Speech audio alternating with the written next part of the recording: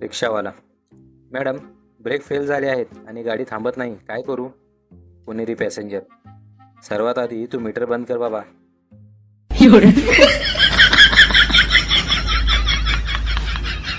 बाबा, एवढी दारू पिऊ नकोस, एक दिवस नरकात जाशील. गण्या, आणि दारू विकणारा? बाबा, तो सुद्धा जाईल. गण्या, त्याच्या शेजारचा तो चकना विकणारा? बाबा, तोही जाईल. गण्या, हां, मग सगळे असतील तर चालेल.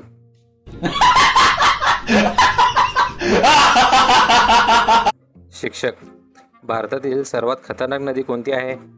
गणू, भावना. शिक्षक, ती कशी काय? गणू, कारण सगळे भावनेच्या भारात वाहून जातात.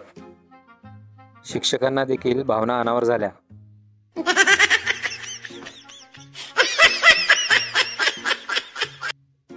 शेजारच्या काकूंनी मला 50 रुपये दिले. 40 रुपयाचं दही आणायला सांगितलं आणि म्हणाल्या की 10 रुपये तुला ठेव. आता मी 10 रुपयांची फ्रुटी प्यायलो आहे, पण दही कुठेच मिळत नाही, काय करू?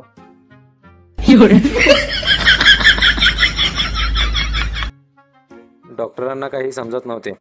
रुग्णाला कसे सांगायचे की तो सिरियस आहे आणि थोड्या काळासाठीच या जगात पाहुणा आहे.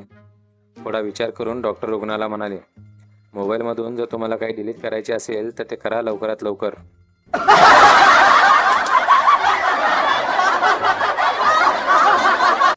मुख्याध्यापक, तुमचा मुलगा शाळेत नेहमी त्रास देतो, तुम्ही भेटायला या आम्हाला. पालक, तो घरी देखील त्रास देतो, आम्ही बोलावतो का तुम्हाला?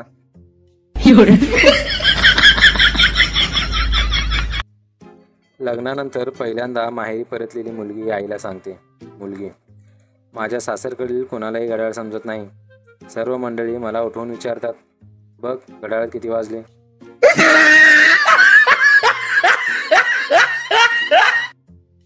जमलं तर गर्लफ्रेंड वयाने थोडी मोठी असलेली बनवा, म्हणजे ओरडली तरी मनाला समाधान राहील. ओरडू दे, मोठी आहे ती आपल्यापेक्षा.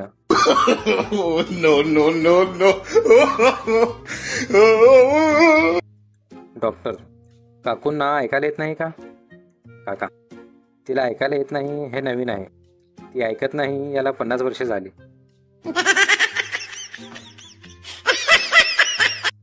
पुरुषांच्या जीवनात समाधान नाहीच. घरी बायको असली की घर खायला उठतं आणि बायको असली की ती खायला उठते.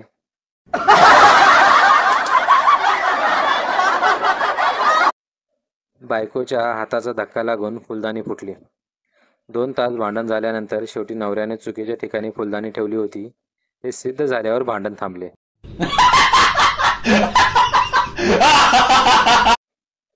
मित्रांनो, आयुष्यात इतके कांड करा की म्हातारपण किस्से सांगण्यात गेलं पाहिजे.